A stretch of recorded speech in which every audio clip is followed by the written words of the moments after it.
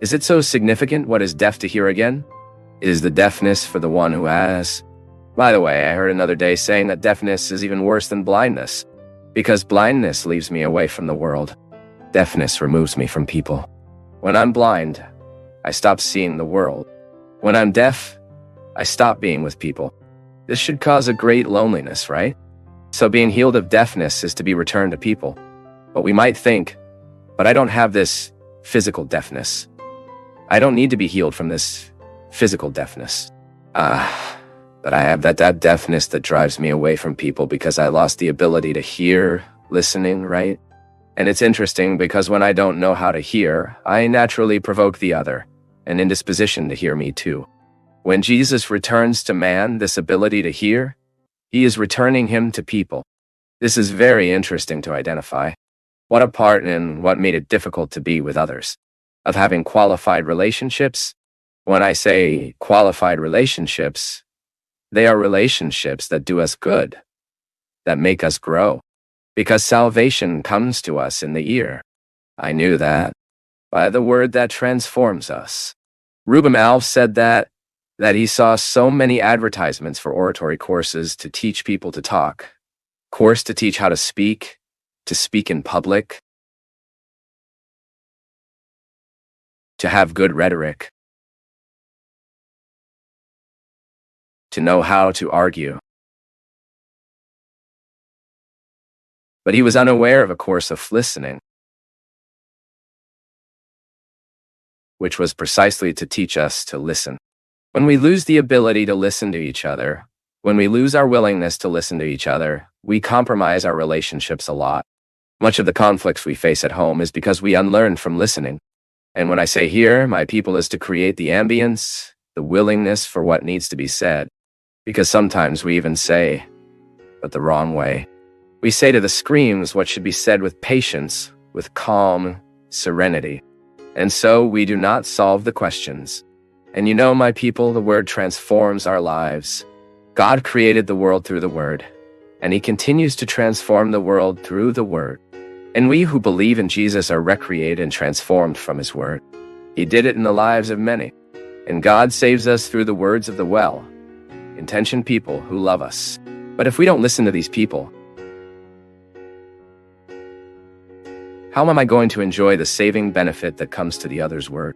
I always think that when I testify to what God has done in my life, I offer a way for the other to walk and make a similar experience. It is never the same. The experience is never the same. Because the God that happens in me, what God does in me, he will do from what I am at.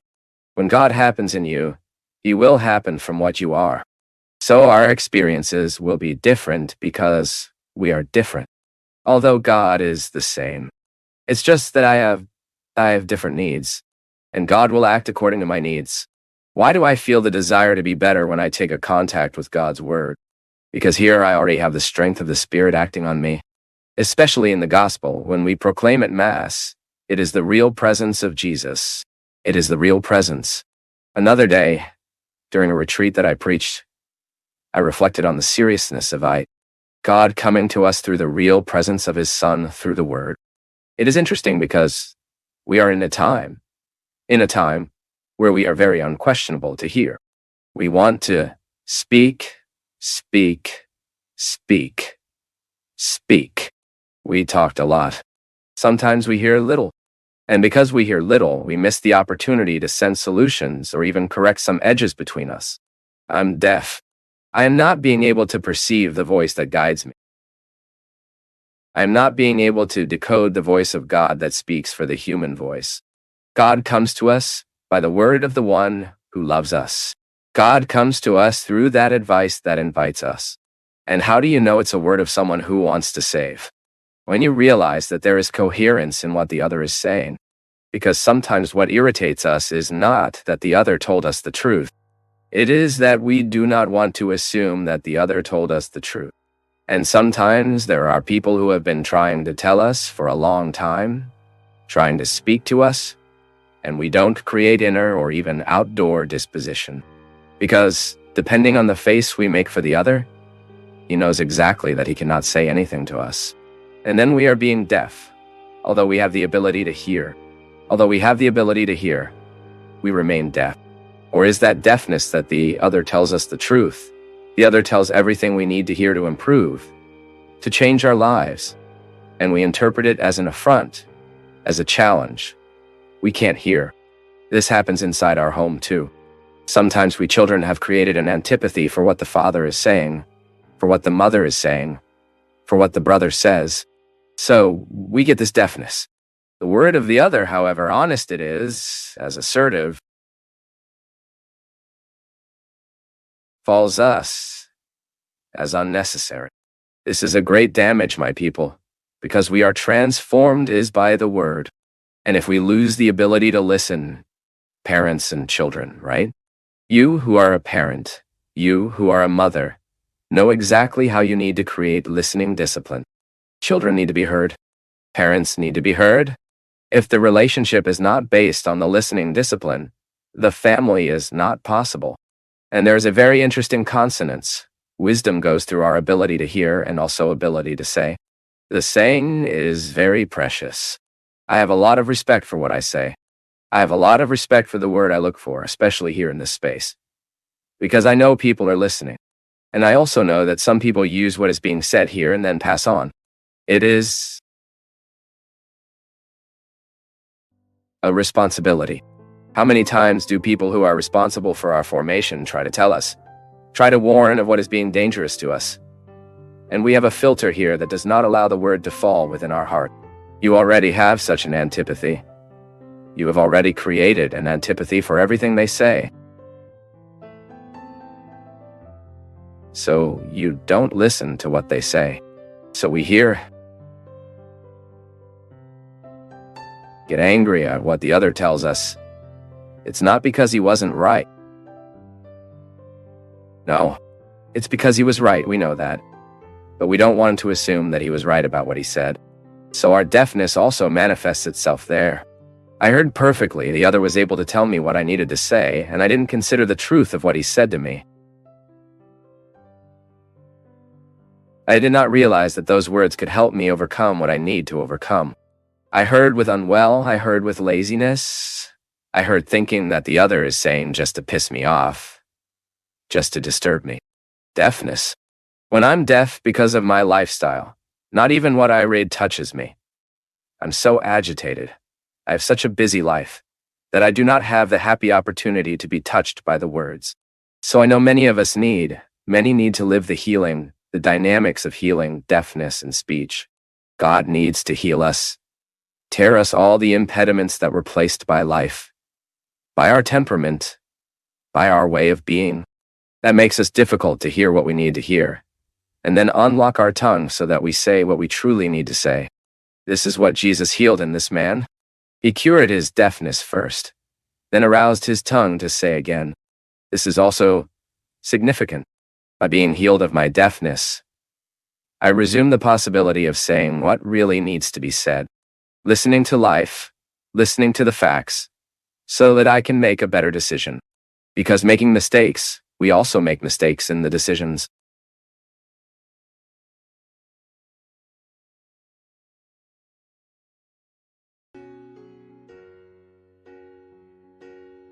Human love is like this.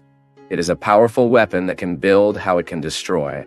That's why in weddings there are people who live wonderful experiences to be built, because they got married. They have become wonderful people. The other made her grow up. The other promoted her. The other made her find what she was most beautiful and didn't know. But we also know that there are many relationships, many marriages, many friendships, which are factors of transformation and destruction for those who live. Why? Because love is not being interpreted seriously. The other is using the power they have because I don't know if there is greater power than this. I do not know if there is a more determining authority than this, the effective authority. Effective authority is something that needs to be administered very carefully. When you have effective authority about each other, that is, you are important to the other. What you say has a lot of weight. Your gesture has a lot of weight. Your opinion has a lot of value. And thank God, why? There is an effective authority that if we exercise rightly at the right time, we can forward the other for good, the best way. That is why the child will make a point of obeying what the father has proposed, if he really has an effective authority about his son. The big problem often of our families is that we lost the effective authority. Another began to exercise. How do we keep the effective authority? Loving. There is no other way. It is as we love the other. It is that the other will think too. 3 times if it will betray us or not. It is as we realize that the other is giving our lives for us, that we will think 2, 3 times before offending it, before hurting it, or before saying something we know will do harm to that person. It's not easy, I know. But this effective authority, it saves us. She guides us. She heads us. It is you to hear the right word of the right person and at the right time. Anyone who has effective authority about the other needs to know that this rule has the time to say, as you say, because you know that what you will say will have weight. Many times people are destroyed because the one who had effective authority, using personal and excuse goals, wanting to take advantage of the authority he had over the other, manipulated, did what I wanted. That is very dangerous. I say again, that's not what Jesus entered into people's lives. Jesus went into people's lives because he wanted to turn them into better people. And this needs to be our posture in the world, my people. We are Christians. We live the same mystique. If we want to enter the other's life, we have to be aware.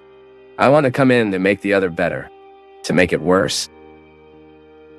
No, this is the mystique of the devil who likes I.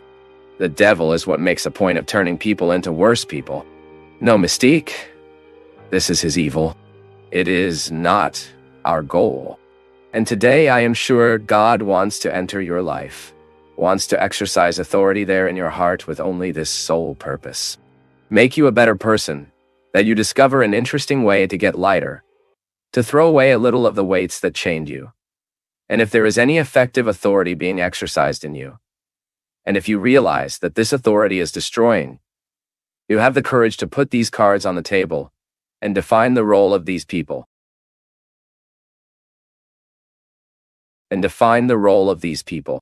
Because if you don't take care of you, it's hard for others to help take care of. Be careful, you have to go from us. Today, remembering that it is the opposites that many things are born. Positive things, isn't it? Of our averse, I always like to say, pays well in your defect, pays well attention to your defect, so you know what virtue that can be born from it is.